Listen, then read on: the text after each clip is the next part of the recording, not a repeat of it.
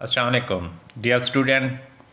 जैसा कि आपको पता है कि एग्ज़ाम सेशन 2025 और 26 के करीब आने वाले हैं, तो आपकी पेयरिंग स्कीम जो है ना वो आ गई है। आज हम जो है ना बायोलॉजी की पेयरिंग स्कीम के बारे में डिस्कस करेंगे ताकि इस स्कीम के मुताबिक आप तैयारी करके मिनिमम टाइम के अंदर मैक्सिमम नंबर हासिल कर सकें।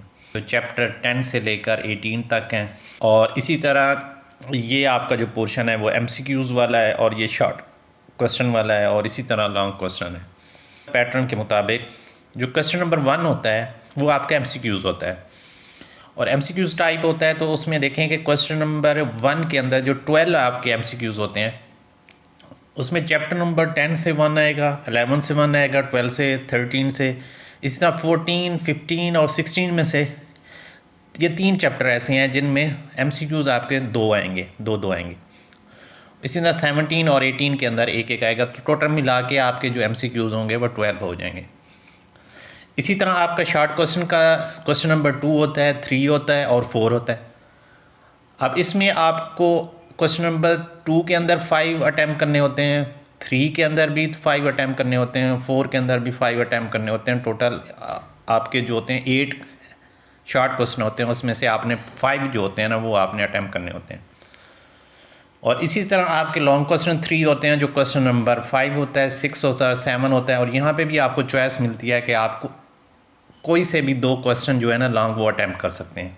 अब इसी तरह हम चलते हैं कि क्वेश्चन नंबर 2 जो आपका शॉर्ट क्वेश्चन होगा, तो चैप्टर नंबर 10, 11 और 12 इनसे यानी कि आपके शॉर्ट क्वेश्चन बनेंगे।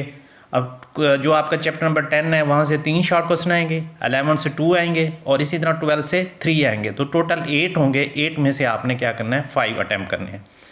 और इसी तरह क्वेश्चन नंबर आपका 3 आएगा जो शॉर्ट क्वेश्चन का है, वो चैप्टर नंबर 13, 14 और 15 से आएंगे।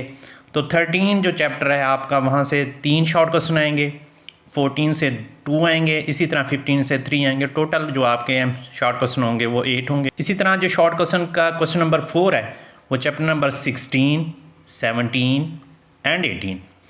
और इसी तरह जो 16 चैप्टर है इसके अंदर देखें आपके जो शॉर्ट क्वेश्चन है वो 4 है, 17 के अंदर 2 है, 18 के अंदर भी 2 हैं। तो टोटल आपके जो शॉर्ट क्वेश्चन होंगे 8 और उसमें से आपने कौन से अटैम्प्ट करने हैं, 5 करने हैं। अगर इस तरह देखा जाए लॉन्ग क्वेश्चन की तरफ तो क्वेश्चन नंबर 5 होता है, 6 होता है, 7 होता है। अब इन 3 लॉन्ग क्वेश्चन में से आपने 2 अटैम्प्ट करने हैं।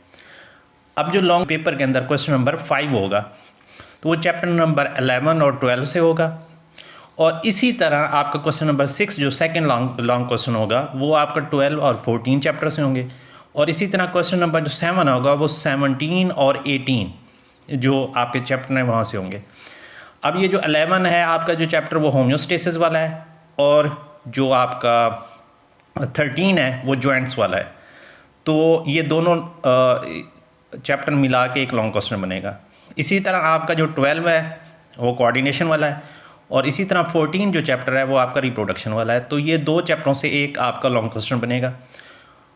थर्ड जो लॉन्ग क्वेश्चन बनेगा वो 17 है जो बायोटेक्नोलॉजी वाला है और 18 जो है फार्माकोलॉजी, वहाँ से आपका लॉन्ग क्वेश्चन बनेगा। तो इस तरह आप देख के कि आपने कौन से चैप्टर चूज़ करने हैं और कैसे आपने शॉर्ट क्वेश्चन करने हैं, इसके मुताबिक आप अपनी तैयारी करें ताकि बेहतर रिज़ल्ट हासिल कर सकें। बहुत शुक्रिया।